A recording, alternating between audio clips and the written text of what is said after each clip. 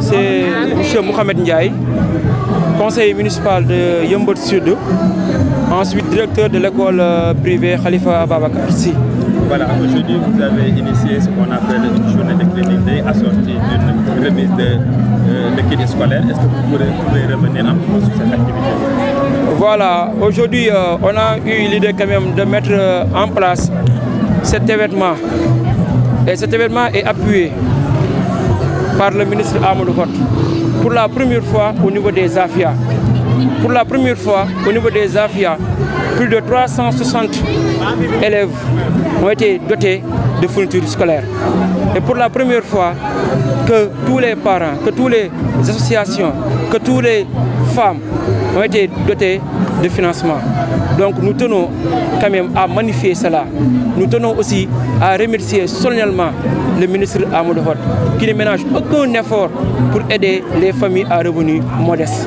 C'est pour cela, en tant que directeur, en tant qu'éducation, on a décidé de montrer ça et de parler ça à toute la population yeumbeulloise. Donc, quelles sont les écoles qui vont bénéficier de ces kits? Donc ça, c'est la troisième ou quatrième événement. La première était au niveau de Yeumbeul, qui a été sous l'auteur aussi et sous la présence du ministre Amadou Hott. Il a doté plus de 750 élèves des kits scolaires, même les sacs qui comptaient. Aussi, il l'a fait avec les étudiants, avec les bourses.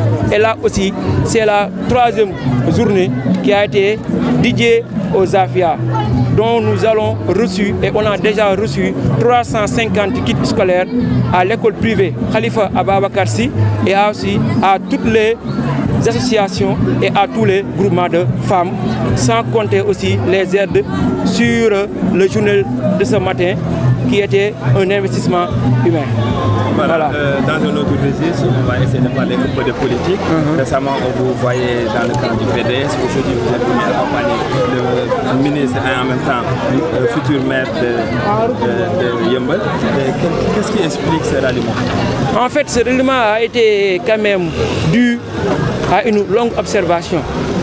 Parce qu'on est conseiller et ça fait 2 ans qu'on a géré toutes nos activités politiques par une manque de sérénité envers l'équipe municipale qui est là. Il ne faut pas quand même toujours, il ne faut plus qu'on dort sur nos lauriers. On est conseiller, on sait ce qui se passe à Yeumbeul Sud et on ne peut pas laisser bouche bée. On ne peut pas être témoin de cette malforfaiture, on ne peut pas être témoin de ce pillage. C'est pour cela qu'on a décidé, après l'audience que le ministre nous a accordée, après avoir écouté ses ambitions au niveau de Yeumbeul, on a décidé de participer à la construction de cette commune-là.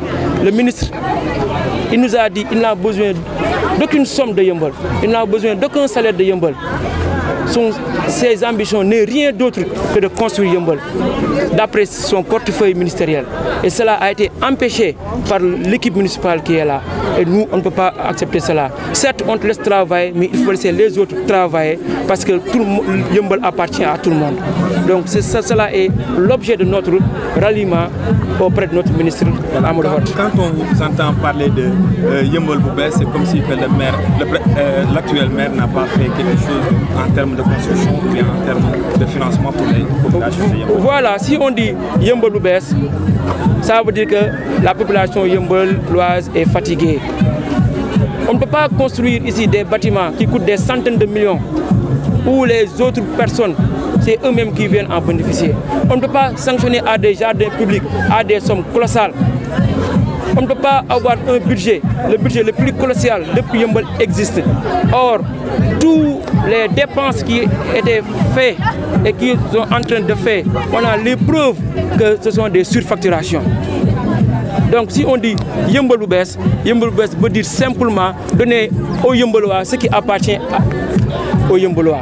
C'est-à-dire l'argent qui appartient à la population Yeumbeul doit être dignement redistribué à la population de Yeumbeul. et le ministre Amadou Hott est prêt.